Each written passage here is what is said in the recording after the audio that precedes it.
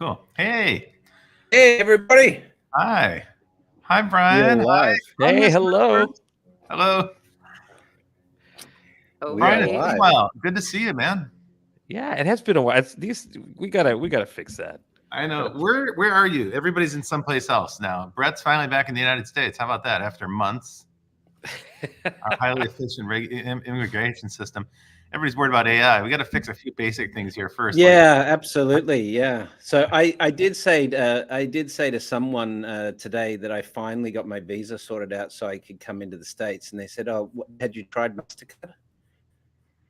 And I yeah, because it was a Visa MasterCard joke. But anyway. Oh God, sorry. Yeah, you broke up there a bit. Your connection is not helping you with the punchline. No, yeah, well, so it should be great, right? The connection should be stellar, being in the heart of Silicon Valley. But yeah, but can't trust the promises from Silicon Valley. I think that's going to be one of the key takeaways here. They overpromise and underdeliver. Oh my goodness. Yeah. Brett, where are you actually located right now? No, I'm at the Sheraton Palo Alto, dude. You wanna grab a beer later? Dude, I am 15 minutes away from you. Yes. There you go. All right. Well, let's do it. You guys could have met at a place that has better bandwidth. Well, he said Sheraton. It's amazing. If you tour Silicon Valley, this is just an aside. If you tour Silicon Valley, there are very little buildings that would let you know that you're actually in Silicon Valley. It still very much looks like you're in the 1970s and 80s. It's not a place. It's kind of like a state of mind. Yes. Yeah, absolutely. Especially now when everybody's working from home. Okay, so let's talk. The topics here today, we've got a few that you've teed up, Brett. The first one is this recent executive announcement from President Biden, the White House taking the lead on regulation of AI in the United States. And of course, they got that one out in the nick of time just before the EU held its, the UK held its big Bletchley Park gathering that brought 28 different countries together, including China and the EU and the US, to talk about the risks of artificial intelligence. So you got kind of like Sam Altman was there, Elon Musk was there. It was quite a crowd, actually. Quite a crowd, yeah, all the luminaries. Although there's an issue we need to talk about, which is that they keep allowing the same people in the room and nobody else, and there's a kind of a growing outcry about that. And then in the background behind all this, I guess trying to get a word in edgewise around all the kind of moral outrage and panic, you've got a couple of voices that have been very skeptical, including Meta, where Nick Clegg, who's a former deputy prime minister of the UK, he's come out and he's like, this is a moral panic. Yann LeCun, who's in charge of AI there, actually one of the leaders of AI, he's also been very dismissive about these exaggerated claims in his view. And Marc Andreessen issuing his TechnoOptimist Manifesto. Yeah. Oh my gosh, we have to get into that. So we got quite a lot teed up for today's episode of The Futurists. For the folks who are joining us live, hi, I'm Rob Tersick, and look at all the people that have joined us today. My co-host, Brett King. Hi, Brett. G'day. Miss Metaverse, Katie King. Hey, happy to be back. Good to see you. And, of course, Brian Solis. Hi, Brian. So good to see you again after a whole summer. Yeah. Metaverse is already in the future. She's in some smart city or something. Oh, yeah, look at that. Wow, your background has evolved. I'm living at the line. Look at this. Oh, really? Yeah, that's the work background. That's the real work. Brian's in the simulation. Hi, Denise. Thanks for joining us. Denise. Hi, Denise. Okay, so let's start with President Biden and this executive order. So the first thing that has to be said is, why an executive order and not, say, legislative action from Congress? And I think we all know the answer to that one. The U.S. Congress is paralyzed by gridlock and utterly incapable of functioning. It has been missing in action for the better part of a year. It doesn't look like it's going to get any better anytime soon. So President Biden decided to fill the vacuum and show some leadership. I think generally the response has been pretty positive about this.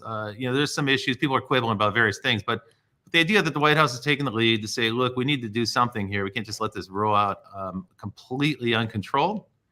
And they've issued some guidelines. And what's interesting to me about it is executive orders have to be rooted in some existing law because the president can't make new law. That's Congress's job that they're not doing.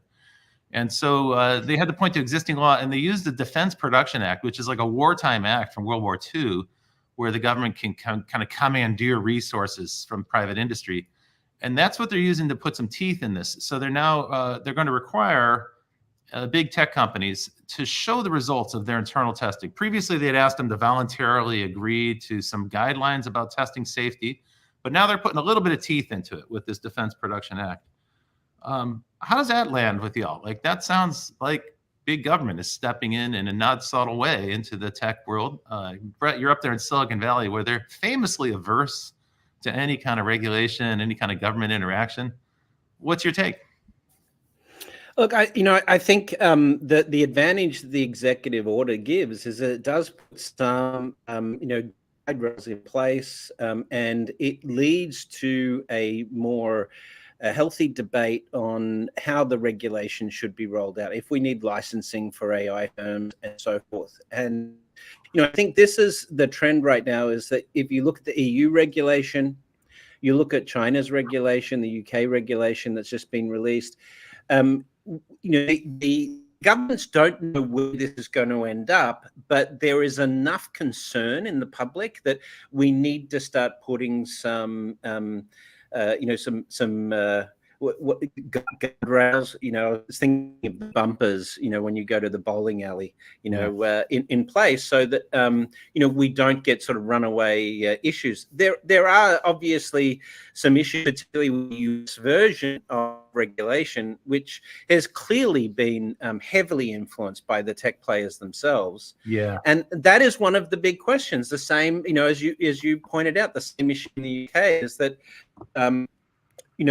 I think tech people need to be in the room, but you also need, people that are willing to represent sort of the ethical frameworks that are required, other things that aren't necessarily just limited to the tech giants in terms of their insights. Yeah, right now they're kind of dominating the discussion. Like, when you look at who attends those briefing meetings with the Senate, they've had a couple. Senator Schumer has held.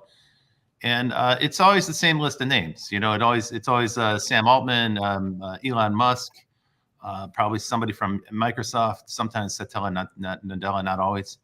So it's kind of the usual cast of characters. The risk there, the concern is, it's a very valid concern, is regulatory capture. And the background of that is the United States government actually isn't very good at writing regulation. We have a track record that's pretty appalling in terms of when the federal government tries to regulate industry, it almost always backfires. And what happens on the other side of the regulation is more industry consolidation, higher profits, less good service, higher prices. Like it's supposed to be the exact opposite outcome. They've been unable to achieve that. One of the reasons our government gets that criticism so much is that we invite private industry, the regulated companies, to write the rules themselves. Face it, if you work in Congress, if you're an elected official in Congress, whether you're in the House or Senate, most of what you're doing is raising money. They spend 30 hours a week raising funds for their next election. So very little time is actually spent drafting legislation. We tend to outsource that to think tanks and, as I mentioned, private industry. So the big risk here, the big concern that's been expressed, is that we're inviting private industry to write its own rules on a space that's just barely emerging. Really, it's in its infancy. And that's exactly what Sam Altman called for when he testified to Congress, a licensing regimen similar to the Atomic Energy Commission. This is dangerous because you're saying the government's going to appoint a group of experts. Gee, where will they get the experts from? Who will those experts be? Who's going to recommend the experts? And then those experts are going to regulate industry. But that looks a lot like is a way to build a regulatory moat around an emerging industry. Now that and we do have the tech right now where you can actually run an LLM on your iPhone or your smartphone. So everyone could be in the AI game. And that's exactly it. If you're going to talk about free market, for AI, then I do think that national infrastructure wise, if you have AI in healthcare or you're having AI in banking, I do think there probably needs to be regulation of that. But where's the line, right? Yeah, that's exactly right. And look, the one thing you can say positive about the Biden executive order is that he's kind of talking to, half of it is to industry, but the other half of his executive order is to agencies, the agencies under his control. And what he's saying is, look, you've got to step up. You've got to start hiring AI experts. You get to start to manage AI within the jurisdiction that you manage. And And he's directed that to the Department of Commerce, Department of Homeland Security, because there are some weapons risks here that we have to recognize are real. Healthcare and Department of Energy, because there's also atomic issues that are raised by some of these artificial intelligences. So here I think Biden's doing a good job. It's basically him getting on his bully pulpit, which is something a president can do, and saying to the people that work for him in the agencies, do your job. Do the job you're already appointed to do. We don't need new laws or new regulation to do that. Get in there and start managing this. He also directed the National Institute of Standards to develop national AI standards. And I think this is quite interesting. And that includes a national process, or like a kind of standardized process for red teaming artificial intelligence. So this suggests that the government's going to start to come in and verify independently the claims that are made by the private companies. And try to break things, which I think is probably the most important. Yeah, get them to do things they're not supposed to do, which, by the way, is pretty easy. Like I've done that with GPT-4, where you can make it hallucinate and make it say kind of silly stuff and so on. You can hypnotize the large language models. So I think it's actually quite good to do. Can we really trust them to put together, the kind of commission that's actually needed? I mean, let's be honest here. These guys didn't even know, how Facebook worked. I mean, they don't understand the foundations of social media, let alone, LLMs and AI and the implications of such. And we're just going to trust the corporations to handle that, right? So, well, that's I don't know. Congress. I think you're talking about Congress, and it is definitely true. When they bring tech executives in, it often looks pretty bad. It's a bunch of geriatrics asking questions of guys like Mark Zuckerberg. There's a pretty big disconnect, yeah. Yeah. I think in this case, actually, people are giving the White House pretty high marks for putting together a task force, and in the sense that they actually covered the issues. They covered the real issues. What they propose is very vague. They just say there's going to be rules, there's going to be guidelines. They haven't actually specified that. But from what I gather, that's what was interesting though is, I don't know if you saw, but in the minutia there was even rules about what data center should look like in terms of compute power and stuff like that. There was some really interesting sort of outliers there. Why they wanted to put that sort of stuff in, I'm not really sure. Well, no, this is the danger, Brett. This is what everyone's concerned about, right? So Bill Gurley, venture capitalist Bill Gurley, has been outspoken on this subject, and he keeps raising the specter. Regulation is the thin end of the wedge. They'll start with AI. But we need regulation. And the US is only major player that didn't have any regulation in this space, right? So we don't regulate anything. We don't have privacy regulations. We don't regulate social media. Look, it is also interesting that, what was it, a month ago, where Sundar, Elon, Zuckerberg, Altman, they got together, as you were mentioning earlier, Rob, that they did welcome regulation. And in some speculated as to whether or not they were welcoming regulation to protect their own moats in some way, shape, or form, and not necessarily the greater good of U.S. citizens and the rest of the world. So there are always ulterior motives. And that's the danger of letting the big companies write the rules, right? That's the big risk here. Is the big companies come in and they say, okay, we know exactly how we want to be regulated. So what Bill Gurley said, and I think it's really worth pointing out, is he said the who's going to get kneecapped in the process is open source AI. Because right now, open source AI is the great alternative to AI from big tech companies. Everyone knows that the big tech companies are integrating the most advanced language models, not just their own homegrown ones, but they're bringing in things like Anthropic and OpenAI and other companies into the cloud offerings. So it's really a way to bolster up AWS and Azure and Google Cloud. And effectively, they're going to try to turn those cloud offerings into kind of like a roach motel, where it's easy to check in. You can learn how to use a language model, and it's very difficult to check back out once you've kind of optimized your process on, say, Google's cloud or Microsoft's cloud. And that strategy is perfectly obvious. The alternative to that, though, is open source. And like you pointed out, Brian, the open source models, they're pretty good. They're advancing really quickly. There are millions of people working on them, so there's tremendous amounts of progress. And this is what Meta favors. Meta's obviously famously leaked allowed their llama model to leak out into the public. Whether or not that was intentional, it actually ends up being a big advantage for them, because it means they have a huge group of developers. They probably have the largest group of developers now working on their AI. And then, by the way, Meta is the most skeptical about the need for regulation and the need for any of these disaster scenario that people have been portraying. So you have a real split here between what big tech wants and what the open source community wants.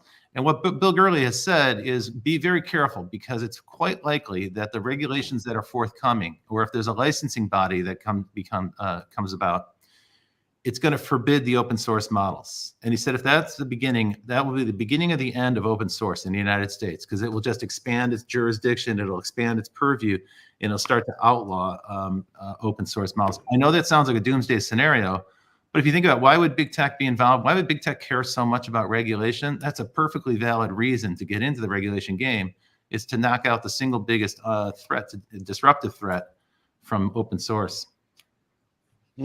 Yeah, you think about it, it's pretty crazy to think that, AI is in many ways the equivalent of software that was already broadly impacted, the world.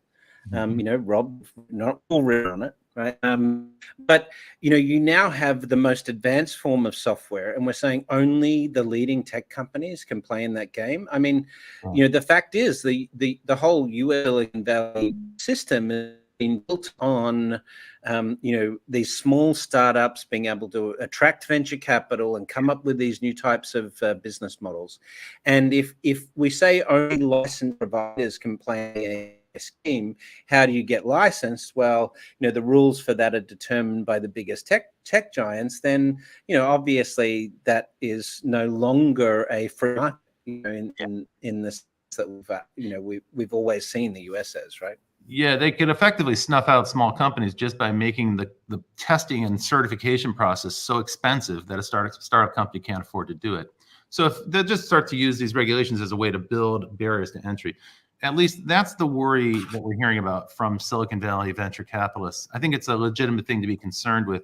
The solution's pretty clear, though. Don't let big tech write the rules, and don't let big tech appoint people to these advisory panels or regulatory bodies. Easy to say, tough to do. Historically, the US has been terrible at this. Almost every industry, some 75% of industries in the United States have been concentrated, highly concentrated in the last 20 years. And those industries get the regulation they pay for. And they tend to be able to choose the regulators. Basically, they use that regulatory position as kind of like a prize. Go in, be a regulator for a few years. If you do things the way we want, then you're going to get a great job on the other side. So Brett, you're wondering, and it's a good question. What are the risks we should be concerned about? What are the threats that people are so worried about? Why did the UK call this summit? Rishi Sunak, the Prime Minister of the UK. Well, I think one of the reasons the UK called it is a lot of people are talking about the existential risk of artificial intelligence, but the bigger risk, the more significant risk, and Rob, you and I have debated this on the show a number of times, but I think the bigger risk is disruption to human capital, right? And the fact that, AI can so easily replace humans in so many areas of the workforce is a much more immediate risk than AI's taking over the planet. You mean people losing their jobs to AI? Right, absolutely. Right. That's definitely a big risk. Although I think they did talk about that in the UK this week. And Katie, you're familiar with another big risk, which is disinformation, right? So like AI-powered deepfakes is a real thing. It's not something that people are making up. And there's also the ability to use this for hacking. So that came up as well in the UK. They showed examples of how hackers can use artificial intelligence basically to streamline their process. They're using it like Copilot. In a way, it's kind of the promise of AI. Right. Tell us about the impact on social media, because that's probably one that hasn't come up as much, but it's a real present risk. Well, do we remember the Tay AI that got released on Twitter? It did not racist. go well. It did not go well. So, I mean, we're going to be seeing more of this stuff. I mean, it's going to be happening. With every advancement, there's going to be people who use it for bad means, right? But yeah, I mean, hopefully, I think that the AI regulation is intended on capping some of that. And also, too, I mean, ChatGPT, there's a lot of people that are already frustrated with the services of ChatGPT because they feel that they're not receiving the same results that they had initially in earlier versions. That's true. They kind of neutered it. Like it doesn't do the outrageous stuff anymore. Yeah. And now you have people going over to Claude, Claude versus ChatGPT because they say, oh, well, this is the other one. This one's going to give me what I want, right? So people are going to be choosing different brands of AI based on what information they're looking for, what results they receive. And I think we'll be seeing more competition in that space very soon. It's already happening now. Yeah, I think you're right. So circling back to what Brett talked about, the job displacement challenge, or the fear of it. Does anybody know anyone who's lost their job to an AI yet? I know we keep hearing about this, right? There's this theory that some 300 Ask Microsoft. I do know one area which is in our industry as speakers, which is I know translators that have lost their job to AI, particularly in China. So because real-time translation in China, the tech is very good now to translate from English, Chinese to English in particular. So like real-time translation, the thing in your ear. Yeah. That's okay. Okay, that's a very good illustration of it. Those are good jobs too. Those are not small jobs. Because the one thing I've noticed about these the generative AI systems is they still kind of require a human being. Even Copilot, it's great. Everybody I know who writes software is using it. Apparently, 60% of coders are using Copilot in some way or another. But if you ask any of them, they'll say, "Well, yeah, it makes mistakes. I'm a good enough coder. I can spot the error and I can fix the error." But to me, that's like, oh, okay, the promise of AI is not complete. I would say, one of the really interesting things right now is the UAW strike. I think the UAW, the United Auto Workers strike in the US, I think that is about AI. I think they're thinking that they're like good success that Tesla's had with their automation at the factory level, and I think these factory workers are really concerned about that. I think there's fairly broad concern about it. Well, if I could share just a quick bit of this. There was a really interesting Wall Street Journal Tech Live event that was in Southern California a couple of weeks ago, and Vinod Khosla had shared that he believed that within 10 to 20 years, AI would be able to perform 80% of 80% of the jobs. And that's phenomenal. If you compare that with also Accenture research that recently came out that showed that the workforce, to the point of this comment that we just received, that in every major revolution, there is a great reinvention of human capital. But right now, there's a great resistance from the workforce that Accenture's data found to embrace AI for probably all of the reasons that we see in sensationalized media. Add to that the lack of leadership, the lack of standards, the lack of regulation from officials, from business leaders. You don't have the top-down push necessary. And lastly, you add to that the lack of sweeping education reform to prepare the next generation workforce for essentially what's going to be a completely new era of work, of which isn't set yet, right? This is all going to start playing out now. We are witnessing a time where there's already this level of conversation. There's an executive order. When AI is the dumbest it will ever be. Yes. And it will only augment and accelerate now exponentially from this point forward, to which we're already behind. And the problem is government doesn't work proactively. Government can only regulate retroactively, right? It can only respond. It can't make rules about stuff that hasn't happened yet. I mean, they can try. That's the problems with the whole regulatory supervisory model today, is that regulators have to be responsive to what's happening. They can't, regulators aren't innovators, Right. They sure aren't. I was in Jordan this week, and I had the opportunity to speak to some government ministers while I was there. And I said, look, this is the time right now to set up a training center for future managers. You can't wait 5 years because it'll be too late by then. And they're going to need more than software developers. Everybody focuses on software developers, and that's true. Like AI coders are currently in demand, although who knows how long that's going to last if the AI can write its own software and improve itself. But you need managers who understand how to use artificial intelligence. And I'd say managers who also understand how to deal with virtual worlds and digital twins, immersive media, all the new things that are emerging.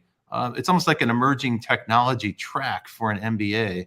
That would be a useful thing for some country to take the lead on, because I think they'd be building the next generation of business leaders. But let's address the substance of the question. So someone on LinkedIn whose name didn't pop up, but it was a good question. They said you don't need to be worried about the risk to human capital or the displacement of human workers. There'll be plenty of jobs. Well, this is the argument. Right? Traditionally, all of these new tech produce all of these jobs, but the thing that's different with AI, and this is at the heart of the debate we've had on this before, is we've never had a technology that can simultaneously disrupt every industry at the same time. You know, you look at things like the internet, it was mainly retail and e-commerce. You know, you look at computing, it started in sort of, for office functions and things like that. But it wasn't simultaneously affecting the service industry, the manufacturing sector, all of these things at the same time. Electricity did, but it did in a good way, right? It sort of was a superpower for manufacturing and retail. Okay, so Jim Vanover is the LinkedIn person who posted the question. And what he wants us to talk about is how will AI be mishandled or misused by terrorists and dictators? That's a great question. Really weaponizing AI, but quite deliberately. And one way that's already happening is people are creating deep fakes and they're weaponizing them to disrupt elections. This is not new. This has been going on since 2015. Although it's quite clear AI can do a better job of it. Rob, one of the interesting things that came out of Biden's move was the idea of watermarking and suggesting the watermarking as a way to sort of deter what is a deep fake and what is real. But everybody's going to find it. We're not even talking about AI. Let's talk about social media for a second. Look how much that disrupted the world. And it's only going to be incredibly more paramount as creative bad actors figure this stuff out. So the defense mechanisms, let alone the offense necessary to do anything about this we're incredibly vulnerable. And I do want to say just one thing. I read this powerful quote, Rob, just even the United States, not even the rest of the world. It was from Anu Bradford, a law professor at Columbia University. And she said that Congress is so deeply polarized and even dysfunctional to the extent that it is very unlikely to produce any meaningful AI legislation in the near future. So as a voter, I think voters unite. We're going to have to stop this BS between the right and the left and understand that right now we sit at probably one of the most profound moments in history where computers can literally outsmart us in real time. And most of us in America and around the world don't even know how to prompt generative AI. Yeah. And our kids aren't learning about it. This is an incredibly important point. China is producing 8 STEM graduates for every one that the US produces today. The only way the US can compete on AI is to make broad artificial intelligence education freely available to societies. That's my view. But Brett, we've got some of the world's best influencers coming out of America. Oh yeah, we sure do. It's great. Just taste, yes. Brian, I take what you're saying really seriously. I've organized an event next week in Santa Fe where I'm gathering a bunch of people who are thinkers, people who think about community online, but also real communities, people from civic communities and also Native American communities, as well as people from the technology industry. And the reason I'm convening this group together is to answer the question, how can AI help us build resilient communities? I bring that up because right now, the way AI is framed is it's useful for individuals. We all get that. You can use ChatGPT to generate an email or generate a paper quickly, or it's going to be beneficial for corporations, right? That's that's obviously the big push for AI in the cloud.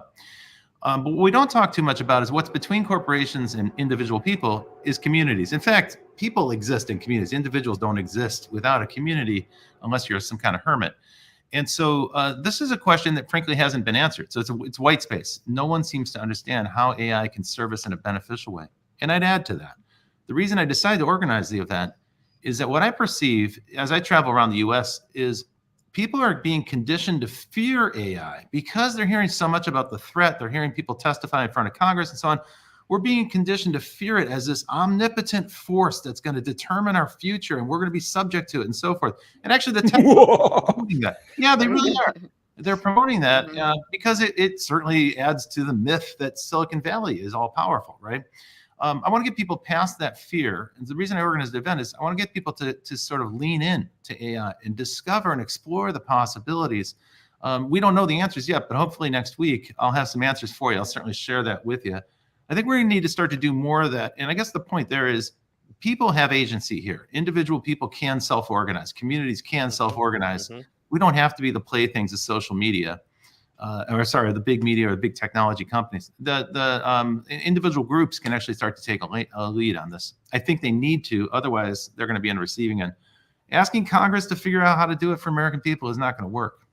But that leads me to another point, Brett. One of the things that people have said very critically of the meetings at Congress, also the White House meetings, and the meeting that just happened, Suni Rishak's meeting in the UK.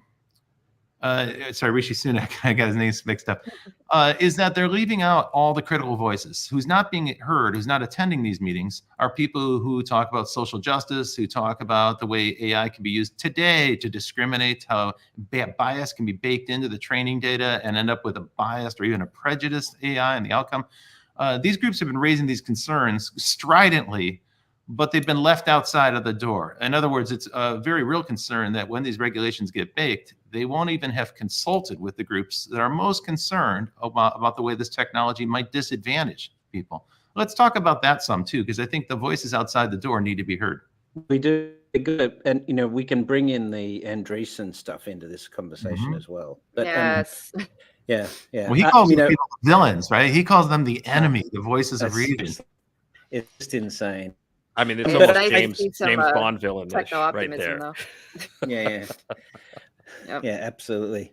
He's got the hairstyle to go with it, but The bullet head. Yeah. But I would say, he looks like a cone head. Yeah.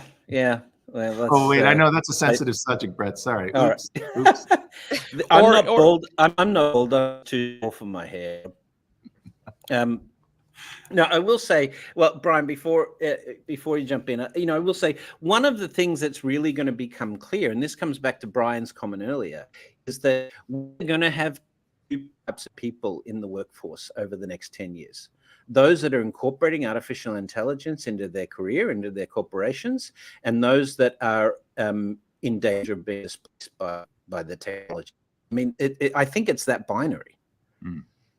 I was presenting last evening in Menlo Park to a delegation from Innovation Center Denmark, and this is the exact point that we brought up, which is we stand at sort of the intersection of our past experience and education and opportunity. And that opportunity is something that can be self-defined.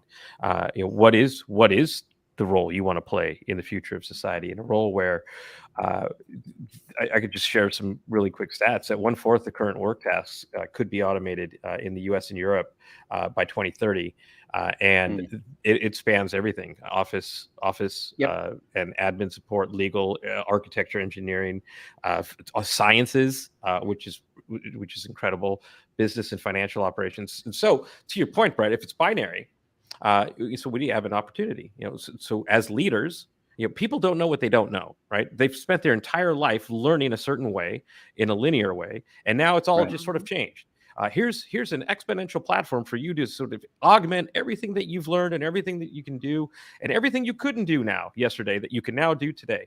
And that's overwhelming for any human being. If you think about just how difficult change itself is, right? Now here's a superpower. What are you going to do with it? We've all as human beings dreamed of having a superpower. Well, here it is. And so now that it's overwhelming, people don't necessarily know what to do, right? And we could lock ourselves in paralysis. So that then, Brett, in that binary equation, then says, well, who's going to say what I need to do? Who's going to inspire me? Who's going to motivate me? Who's going to teach me? Who's going to mentor me or coach me into what I need to do next? And this is that opportunity for, I think, if we're going to have techno-optimists, then we need human optimists in order to be able to sort of champion what we do next, right? That starts with us. I posted something. I was just so inspired the other day. I posted something on Instagram that said, well, what can I do? I'm just one person. Said 8 billion people. This is that moment. now where we have to individually and collectively take control of our own future destiny, because we saw what happened with social media. 42 states are suing Meta for the addictive nature of social media. So Right. we're going to wait for that to happen with AI? I hope not. Probably. Brian, what steps do you think people should be taking right now? Because, you know, I've noticed in my social circles, both online and in the real world, because I'm here in Hollywood, right? So like half the people I know are in the movie business, and they're literally against AI. Like it's like, it's evil. I don't want to touch it. I'm not kidding. Like they've said that to me. It's evil, and I don't want to learn about it. And I'd sit down and show ChatGPT and Midjourney. I'm like, actually, these are kind of benign. You can do a lot of cool stuff. And after a half hour, people start to get it, and they're like, oh, this is actually pretty cool. And they're curious. The other people I know, though, are people who lean in and they say, okay, this is new. And I see all the trends that Brian is just talking about. In the future, if I don't get on top of this thing, I'm going to be underneath it. So they're trying to learn, and they're testing, and they're posting and sharing. And there's, you know, online communities that are very supportive at teaching people how to use these skills. You know, I guess you can tell from my comment, you can see which direction I'm leaning in. I think you need to master these skills. But candidly, a lot of people in the United States and probably all over the world, they're not going to do that. They're not going to spend their nights and weekends teaching themselves how to do AI, how to use it. So what is the solution? Is this something an HR department should be teaching people to do? Is it some kind of adult training? Should the government get involved? Should this be part of the regulation? I think from this point forward, you know, we all are going to have to be lifelong learners. I think it's going to be about adaptability. You know, think this change is speeding up, not slowing down, and that requires us to be highly adaptive. Our kids are not going to have a job for life. You know, that's not going to be the way things work. Well, talent agencies and lawyers are already getting involved with all this. I mean, how many people watched the Jonah's Awful episode of Black Mirror, right? Now everyone's all freaked out because they think that their image is going to be taken after signing some contract or some term, you know, something they didn't notice. And all of a sudden, there's a whole series being based off of somebody else's life, but using their image. And, you know, it's already happening now. You know, there's so many ads that come out these days with, you know, different celebrity appearances, and it may seem real. I mean, Scarlett Johansson was just in the news because there was some ad that was using her likeness, and without permission. They send in the lawyers. You know, but she's right to do it, right? Because that's an implied endorsement, and they didn't get her permission and they didn't pay her to do it. So they should get sued. I mean, that's you don't need new laws for that. That's you know, Elon Musk selling Bitcoin like that like all day, every day on Twitter. But you know, it's all fake. Elon, though, you know, we talked about this yesterday at the Innovation Center Denmark event. Someone asked, you know, could AI be used for good? And the answer is absolutely. But you know, I said it's just not profitable enough right now. Look at the we'll go nameless, but he just happened to acquire a big social platform and is wondering why the advertisers are fleeing the network or the platform, and yet he's the number one troll on the platform, pushing advertisers away. It's sort of sad. It's like we're watching the world's richest guy have a kind of middle-age crisis. Well, he said on Joe Rogan the other day. That's all you have to say. Yeah, true. He made the comment on Rogan that you know, it's quite shocking how politicized Twitter had become previously, because you know that Democrat led news items were, you know, 8 or 9 times more likely to be featured on X than Republican news items, because Republican news items were you know, punished for being you know, fake news and disinformation. But that is the ratio that the news organizations apply to those two sets of communities in terms of disinformation. Republican-led disinformation is like 7 or 8 times the Democrat. So I mean, that's what the data shows. So because what they're reading and talking about is make believe. I mean, we have one political party that's rooted in fiction, and they have fantasy. You know, they're chasing these fantasy issues instead of dealing with real issues. Okay, so let's talk about this. We talk about Marc. We can talk a little bit more about Elon Musk, but we got to get to Marc Andreessen before we run out of time. Let's get into Andreessen. Let's get into that. My own view on Elon Musk is the guy's kind of conflicted, right? Because he is the loudest voice about the danger, the existential threat of AI, right? He's been banging that drum for years. He's a big Nick Bostrom fan. He's a big supporter of Max Tegmark. These are all the people involved in Future of Life Institute that wrote that pause letter. But there's something weird about Elon Musk because remember, he's the CEO of Tesla, which is one of the most advanced AI companies in the world in terms of like real world deployment. And Tesla vehicles, when it comes to like automated or autonomous vehicles killing humans, well, they take the cake. Like they are the #1 killer of humans. And when you talk about killer robots, so maybe the guy is a little bit conflicted in his own feeling about AI because he sees what his work is doing, but he can't say it that way. So he wants to point the finger at somebody else. Okay, Marc Andreessen, the techno-optimist manifesto. What kind of middle-aged man writes a manifesto? Like, doesn't the guy have better things to do? I've written my fair share. I'm sorry. Oh my God. But as an optimist, they were always meant to inspire and rally people to bring about the change that we're always waiting for. But the biggest problem I have been sort of trying to, think about why this is, Andreessen basically said, he talks about the fact that the people in Silicon Valley, the players, because they have access to all of the best technology, are the best people to be in charge of the way that technology should be implemented and the way it should influence society. That's one of his arguments in the manifesto. But anyway, no. Right. But and he's saying all of the greatest innovations that we've seen have all come through the use of technology that humans of technology. And while that's true, we do have some disparity. We had technology like solar energy, hydro energy, nuclear, and so forth that could have made us green energy capable by the year 2000. If we'd committed to that in the 60s and 70s, we could have been completely off fossil fuels by the year 2000. We wouldn't have climate change risk like we do today. Why didn't we? It wasn't the technology, it was policy. And so when you look at the problem of the misuse of technology, that is not a the technology architects aren't necessarily driving that. A lot of it is policy based, and that's where we have our big problem.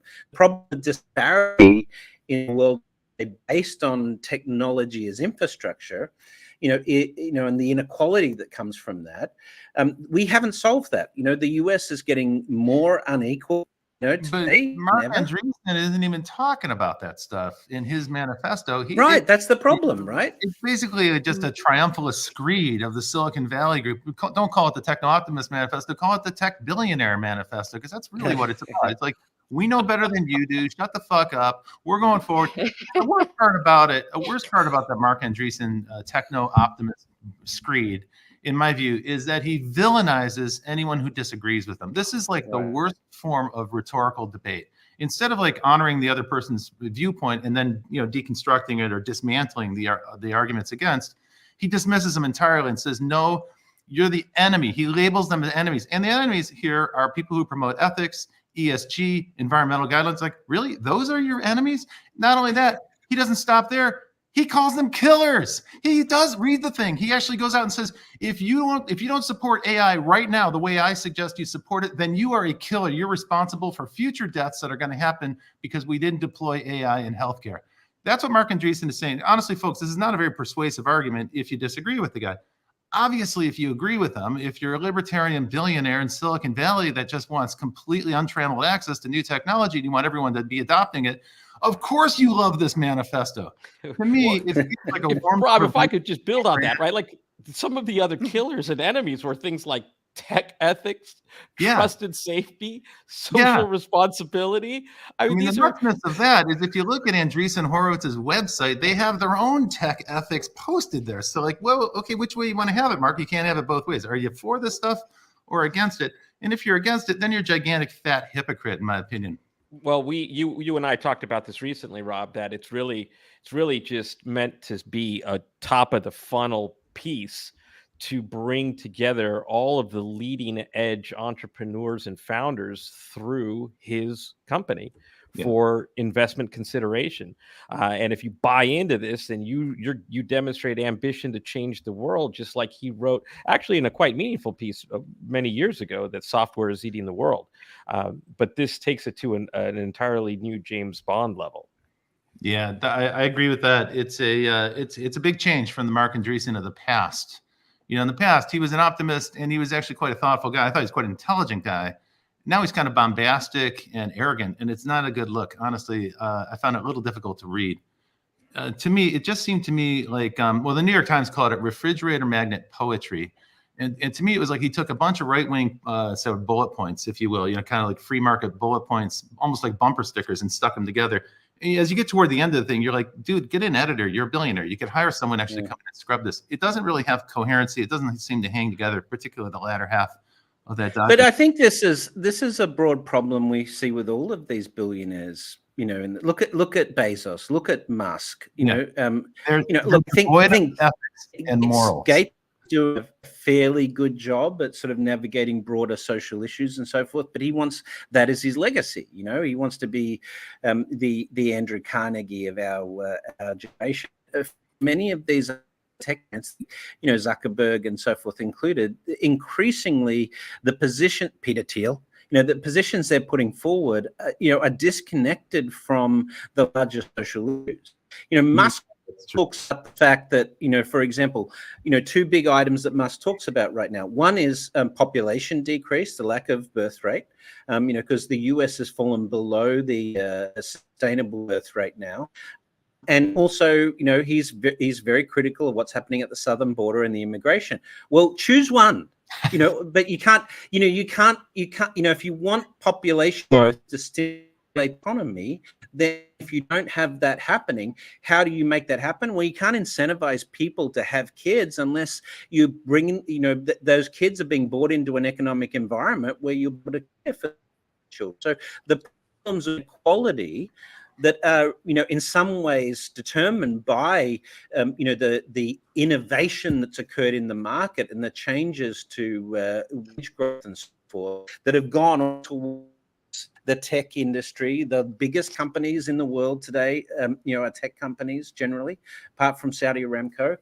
So it skews all of the sort of wage tech base, but the people that would typically be having kids in the middle class and the LMI segment, they now are saying we can't afford to have kids. Now, so you're not going to have kids, immigration, right? To spur on growth. So it's happening in every country in the Northern Hemisphere. Right, absolutely. Because families can't afford to have kids. It's expensive. Absolutely. Population collapse. You mentioned something. And then go ahead. they talk about abundance and innovation. That's the thing with these guys. It's always abundance and innovation. We're just going to innovate everything and it's going to be great. But is it going to be great, and for who, right? I mean, and the abundance, I mean, what does abundance even mean? He tries to break this down and make it sound like it means something. This is some call to action to, bring people together and believe in the future again. But is that really what this is about? I mean, at the end of the day, it's a lot of these people, their own companies that are actually holding back some of this progress. So I don't know. It just seems very hypocritical in a lot of ways. And I'm all for abundance. I always described myself as a techno-optimist, but I think we need to be realistic about this at the same time. I think that term's been tarnished now. There's a question from Denise Holt asked, which manifesto? We're referring to the one that's posted on the Andreessen Horowitz website, and it's called the TechnoOptimist Manifesto. It got a lot of news, a lot of play in the press, particularly in the Wall Street Journal last week. It just came out. October 16th. Brett, you raised something that I think is important to come back to. I want to underscore. You brought up Andrew Carnegie, and it's certainly true that the time we are in today is starting to resemble the Gilded Age of the late 1800s, where you had unprecedented wealth in the hands of a very few people, and also money trusts, which is a whole separate subject that we can get into, but that's also happening now as well in the United States, where a handful of companies have controlling interests in businesses. So it's starting to look like another version of the Gilded Age. And as you recall, if you know your U.S. history, 1875 to 1890 was a pretty rough time for the average working person. Things got worse before they got better. But by the late 1800s, at the turn of the century, the so-called captains of industry, or the robber barons, as they were also known, they started to have a change of heart, and it was led by Andrew Carnegie, who wrote The Gospel of Wealth. It was the first thing I thought of when I read Marc Andreessen's screed, because candidly, if you compare the two, you see how far we've fallen and how little imagination today's Silicon Valley entrepreneurs have. What Andrew Carnegie wrote about in The Gospel of Wealth is why billionaires should give their wealth away during their lifetime. And he said it's an absolute moral responsibility. He said it was absolutely wrong to hand it to your family and create a kind of royalty. And he pointed to Europe at the time and said, this is what will happen. You'll have a culture like that. Here in the US, we've got income inequality, but we have wealth inequality is a much bigger problem. It's less publicized. This accumulation of wealth is bad, and the accumulation of wealth by the 1% of the 1% is the scariest thing of all. And in many respects, what we're seeing in this TechnoOptimist Manifesto is kind of a validation, if you will, or a justification of the accumulation of great wealth. They're basically saying, hands off. We know what you're doing, what we're doing here. You guys don't. Stay down in the engine room. We're going full steam ahead here. We know where we're driving this bus. To me, that's a little dismaying. I would rather see some real leadership from Silicon Valley that's about giving away wealth, empowering people. The two people that you see doing this are Laurene Jobs, Steve Jobs' widow, and Jeff Bezos' ex-wife, who intends to give away all of her billions and has done a remarkable job. So maybe we need to let the women take the lead here, because they certainly Amen. There is actually, I don't know if you ever watched Christopher Hitchens, but Chris Hitchens said, you want to create economic growth and economic wealth, you give money to women. And if you look at Green Bank out of Bangladesh and so forth, we've seen that time and time again, that the more you empower women in the economy, the more it affects broader sustainability. Not sustainability, but equity. But, one of the really interesting things is we have got this sort of runaway inequality, wealth inequality happening in the United States right now. It's also happening in the UK, it's happening in places like Australia. Europe generally is faring a little better. And part of the argument here is that the US has, yes, a free market, but it has a free market society, whereas Europe has a democratic society. And so what happens in the US is we don't really have democracy. You've pointed to this, Rob, that Citizens United and the way lobbying groups affect policy making in the United States is that's how society's rules are determined in the United States now. It's not we the people, it's we the corporations, we the money. We the corpos. Actually, there's a book by that title, We the Corporations, that is so worth reading. It's a history of how corporations in the United States got the same rights as citizens. And it leads up to, of course, Citizens United. Here's Denise Holt saying, the idea of abundance that's being ushered in through this next wave of tech comes from the projections that we'll be going from last year's global GDP of 90 trillion to a projected global GDP of 900 trillion, big number, a tenfold increase by 2025. And it'll be largely in the growth of the data sector. Okay, so there's the foundation for the optimistic viewpoint that this is going to lead to unprecedented growth. Sorry, I have a little trouble swallowing. But the problem is still wealth distribution. Yeah. Right.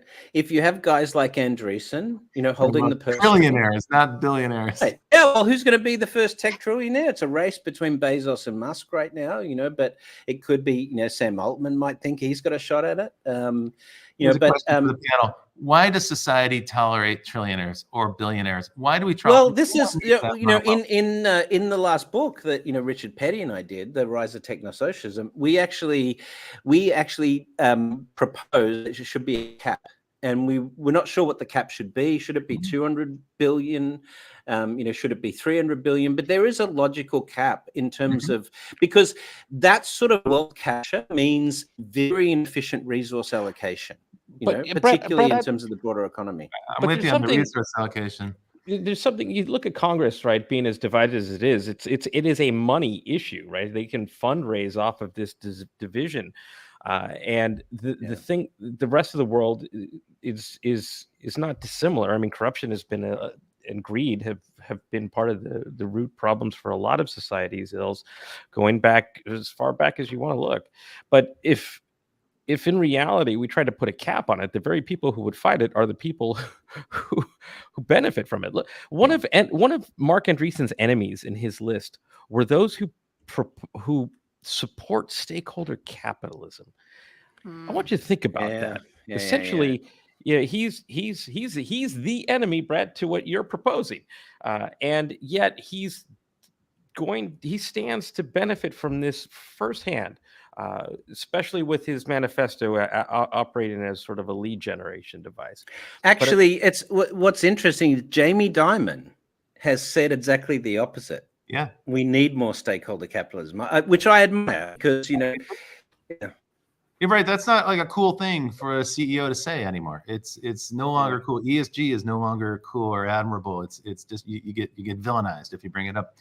But we're going to need to do something, because the alternative to that, if the split gets too far, is an awful lot of dispossessed people. And we know if you have a lot of unemployed people who aren't making any money, you're going to have social problems. You might say we're already on the brink of that here. Maybe this wave of populism, not just in the US, but in Europe and other countries as well, is a reflection of the growing inequality. It's a way people express themselves, not too articulate, maybe not too successful as a political policy or a political movement, but it's kind of an angry cry of people saying, hey, my future's been stolen from me, and I can't seem to build wealth, and I can't afford to have a family, and I can't afford to educate them. Those are the priorities that, frankly, are going to keep society stable. I'm not quite sure that the TechnoOptimist Manifesto is going to satisfy any of those requirements or meet any of those needs. Marc views that just if you got tech run, it's going to generate great abundance, and somehow that abundance will magically filter down to the rest of society. We do enjoy these technologies, and they do give us superpowers. I don't disagree with him on the fundamental point. I just don't think the redistribution of that wealth has happened, or is likely to happen on its own. We saw that if it is during COVID. Distributed, what about we put it towards merit, a merit-based society and all that? I mean, it shouldn't matter if it's just a female who's leading or blah, blah, blah, blah, the labels. I mean, let's just try to, if we're going to do these changes, we should try to put it back into society in a way that fundamentally helps rebuild people's drive to become better and contribute to society. We don't have that right now. It's kind of broken. I think we can do better. It shouldn't matter what we are. You're so right, Katie. One of the things I'm reminded of is that the jobs today that we value the least are the ones that require the most human touch. They're the least likely to be automated. And I'm thinking of caregiver for elderly, a teacher for children, someone who takes care of you in the hospital. These are jobs that are not particularly well paid. Now, they are jobs that probably are going to be restaurant experience stuff, exactly. like theater, tourism. Yeah. So like high touch, human touch, and high contact human touch. These are jobs that don't pay very well today. I wonder if that's going to change in the future, or if it's going to get worse, because candidly, these are the last jobs that are going to get automated. They require a human in the loop. So we'll certainly see what happens, with the trend line there, unfortunately, is pretty grim. Gosh, Brett, how do we make this optimistic? We've been bashing on Marc Andreessen, which has been a pure pleasure for a little while. Well, I will say this. Let me sort of finish with this, is that some of the greatest challenges we face as a species, fixing the problem of climate change, curing diseases, healthcare, efficiency in general, understanding the mysteries of the universe, and finding much more efficient ways to, to use resources, to be more sustainable as a society. These are things that AI will definitely help us with. But where AI is in conflict with the existing system is the more we rely on artificial intelligence, the more it gives us these tools to revolutionize human society, the less, my view is, the less likely capitalism will survive, because it's a different value system. Wow. Right on. Well, where I was leaning to is maybe the field we should focus AI on is governance, because we certainly have done such a great job of it. That's a place we could have. Yeah. Well, I think you could get better governance as well. And one of the really interesting effects of AI, well, it couldn't be worse than what we've got now, right? But exactly. One of the really interesting elements of AI is you've seen that regulation for AI is becoming a global thing. And I think that's one of the things that AI is actually going to help us do, is sort of bring standards for regulation globally. Well, on that, I'd just like to just ask, what would a young Marc Andreessen do? I just believe that you don't believe you don't become the opposite of an optimist, but billions have a way of doing that to you. And maybe what we need are some young Marc Andreessens right now. That's the danger with the AI regulations, that if they come down in a way where they protect big tech, they put a moat around the current leaders and make it difficult for startup companies, then there won't be future Marc Andreessens. That's a real risk. I mean, this is the concern that we've heard articulated by Silicon Valley VCs. I think it's a legitimate concern, because when you have big companies encouraging the government to write rules, what they're typically seeking to do is prevent disruption from below. So let's try to make sure that that stays open. And the best way to do that, in my view, is to make sure that the open source models are still viable, that those are not carved out or somehow banned or regulated beyond use. So we have run out of time, and we could continue, obviously, but I know Brian has to go, and I've got to go as well. But I think let's continue this conversation online in the community and see what everyone thinks. But I guess if you want to continue to follow this conversation, make sure to check out the podcast, The Futurists. #1 futurist podcast in the world today. All of us are hosting there regularly, so join us there. And we should finish with that tagline, guys. Yeah, well then, we have a new host. We have a new futurist on the show every week, every Friday. We interview one person in depth about how they're influencing the future. And so until next Friday, I guess we will see you in the future. That is so lame. We get it wrong every time. I know, but that's the art. I want to give a big shout out to Kevin Hirschhorn and Elizabeth, who organize and produce our show for us. And thanks, Jim Van Over and Denise Holt, for joining in and giving us questions. We love that. Live interaction with the audience, always a fun thing to do. Thank you, Katie, and thank you to Brian Solis for joining the show from wherever you are. And Brad, of course, it's always a great pleasure to see you. And I'm very happy and gratified you finally got back into the United States. I know. Thank you. Welcome back. Thank you, U.S. Customs and Border Patrol. All right. All right, everyone. We'll see you next week. Bye now. See ya.